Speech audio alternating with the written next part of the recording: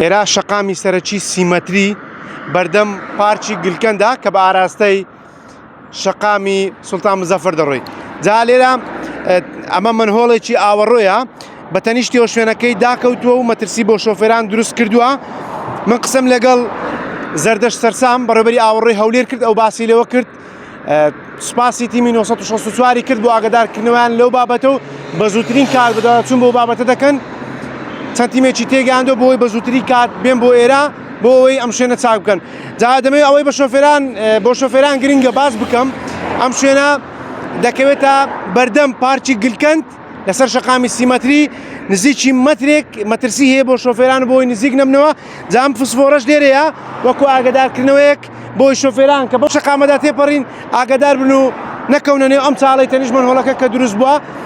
زەردەش سەرسام باسی لەوەش کرد، پێدەچێت بۆی ئەوەی لە تەنیشت منهۆڵەکەوەیە ئاو زۆر بەری کەوتو بێت وەکاریەوە بێت داخورا بێت و داکەوت بێت، ئەوان بە زووترین کاری لێ دەکەن و چاچی دەکەنەوە.